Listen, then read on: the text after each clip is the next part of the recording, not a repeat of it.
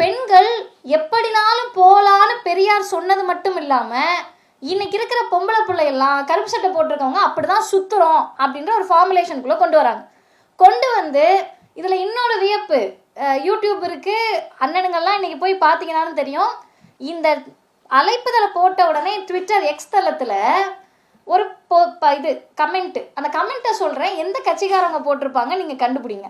ரொம்ப ஈஸி தான், கஷ்டமும் ஆனால் ஈஸி தான். பெரியார் என்ன சொன்னாருன்னா, அது ரொம்ப ஆக்வர்டாக போட்டிருக்காங்க, நான் நாகரிகமாக சொல்கிறேன்.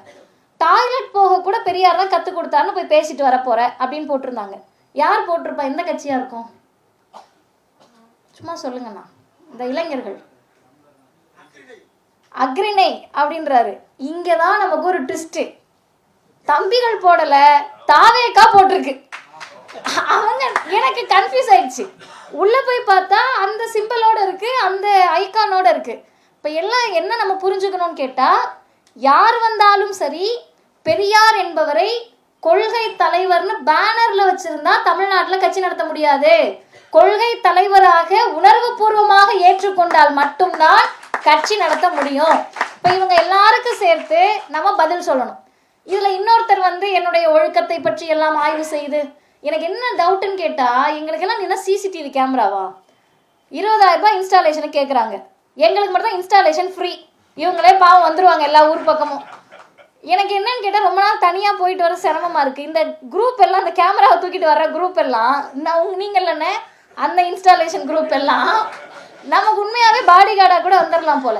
இப்போ பெண்களை பற்றி அவர்களுடைய எண்ணத்திற்கு மிக சுருக்கமாக இன்னும் அந்த 15 நிமிடத்தில் நான் பதில் சொல்லி நிறைவு செய்கிறேன். முதல் விஷயம், பெரியார் பெண்களுக்கு அவர் மட்டும்தான் பேசினாரா? இல்லை. ஏதாவது ஒரு பெரியாரிஸ்ட் ஏதாவது ஒரு மேடையில் பெரியார் மட்டும்தான் பெண்ணுரிமை பேசினாரு அப்படின்னு சொல்லியிருக்கமா? கிடையாது. பெரியாருக்கு முன்பு பெண்ணுரிமை யாரும் பேசலையா அப்படின்னு கேட்டால் இல்லை, நிறைய பேர் பேசியிருக்காங்க.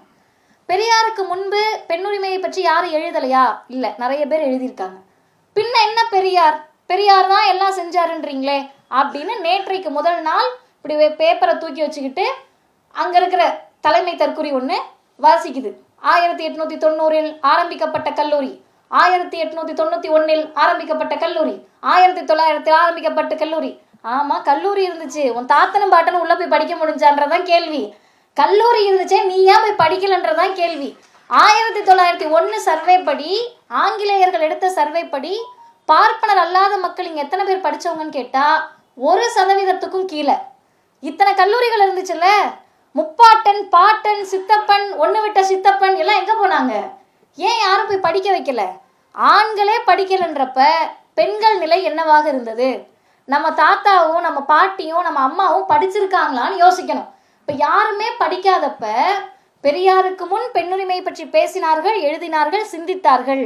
ஆனால் பெரியார் மட்டும்தான் களத்திற்கு வந்து பெண்கள் படித்தே தீர வேண்டும், பொம்பளை பிள்ளைய நீ இழுத்துட்டு வந்து ஸ்கூலுக்குள்ள விடுன்னு விட்டார். செய்திகளை உடனுக்குடனும் துல்லியமாகவும் தெரிந்து கொள்ள சப்ஸ்கிரைப் பண்ணுங்க.